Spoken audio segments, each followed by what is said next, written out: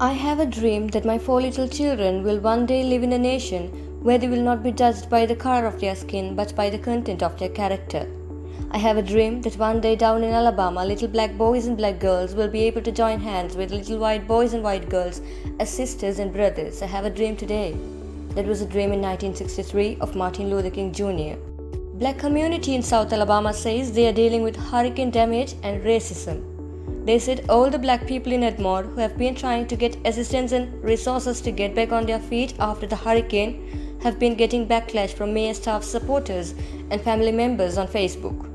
That's the news on 24th September 2020. The same Alabama which Martin Luther King dreamt about before 58 years. After all these decades, the world still shares racism. Not only the United States but the entire world. The current Gaza conflict is yet another example. Racism is not only towards the black community, but towards various ethnicities in their countries, the Jews, the Muslims, the Asians, the Indians, everywhere it exists. People are showing too much hatred on one another. Is that true? But wait, one more news. First US emergency aid arrives in India as COVID-19 crisis deepens. More than 40 countries have committed to sending vital medical aid, particularly oxygen supplies, to fight the pandemic. That's the news on May 1st, 2021. The same United States and the same world. We see people around the world are melting down when looking at the hospital scenarios in India at the COVID crisis.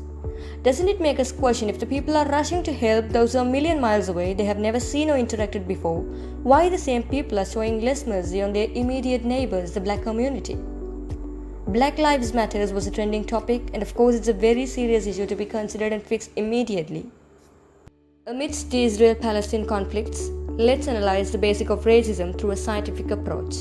Hello and welcome to SIAW Science in a Wrap. In this video, we are going to analyze the racism in a scientific way and see where it all began and what could be done to fix this. First, let's see what's the reason behind racism. What made us treat our neighbors with discrimination? Is it only the color shade, or what factors are deciding the variations? As humans, one of the most basic instincts we have is towards group formation. This desire to form groups can also be seen in our closest evolutionary relations are the great apes. Indeed, for many, one of the greatest hardships of the coronavirus pandemic is being without friends and family, a reflection of how crucial contact with other humans is to our well-being. A need that is derived from its importance in human evolution. For example, for safety and security and thereby survival chances and reproduction, group living was essential. A necessary consequence of group being beneficial is that there will be many of them all competing for the same limited resources. For our ancestors, this would have been water resources, land and food. For us, it might be jobs or career and educational opportunities. It is not hard to see, therefore, why individuals in a group favor members of their own group at the expense of the competing with other groups. We have a strong desire to form groups. Those groups are mutually competitive, and there does not necessarily need to be a reason for the groups to be formed. Other than for their own sake, the lines can be utterly arbitrary. This explains why different races or nationalities experience conflict with one another. Race is, after all, a basic dividing line. For a species so prone to group formation, it is perhaps unsurprising to also find divisions based on characteristics so obvious and unavoidable, like the shade of the skin. Basically, when they are formed to groups, they will eventually consider the group as their own identity. So if the group shows a particular development, they start to feel proud about that, even though their contribution is null in that particular achievement. To understand this, let's talk about two divisions of classes in a school. When one class scores tops, the entire students in that particular class will start to think themselves as clever and degrade the other class students. Even though the individuals don't score well, they will still consider themselves as clever and feel it's good to be under the same class. In this case, the obvious variations in color tone and appearance will definitely play a role in deciding the group people choose to be on. An important factor here arises about the racial divisions is distinctiveness. That is, people in the out group are seen as more similar between themselves and less distinctive than in the in group.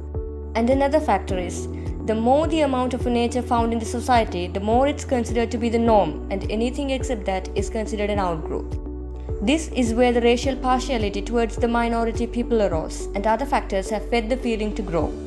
For example, if the majority in a particular region is white, then the ratio of the white people in the top positions will be high.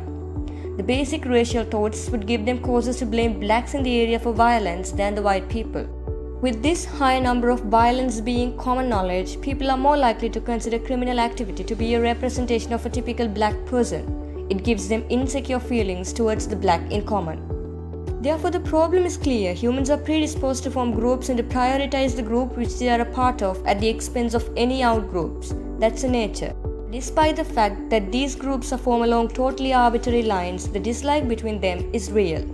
In addition, due to other psychological factors, we are predisposed to consider the outgroup as more homogeneous, thereby allowing negative stereotypes to easily end up being applied to them, especially as these stereotypes are propagated by systemic racism. Now that we are aware of the causes of the racism, let's see what could be done to fix this. First of all, people must be educated about the psychological factors behind the racism, which most people are not even aware of. This would make them think if this is really necessary to choose to be in a group. Why can't they themselves choose their own identity rather than letting the skin tone or appearance or the birthplace decide it? Another way is stop seeing others as a member of an artificial outgroup, as this way the idea of reformulating groups makes salient other attributes. For example, if one had a shared interest, both playing tennis or soccer, with a member of an outgroup, this shared feature could be made salient and thereby should be seen as more representative of someone's identity than the person's affiliation with. So racism is a real problem we all have to deal with and put an end. Black lives matter. And at the same time, we must remember that not all the white people are racist. There are thousands of them fighting for the rights of the black community. Hope you like this video. Give us your feedbacks in the comments section. Please do subscribe our channel and stay tuned with us. Stay safe, stay happy, stay updated.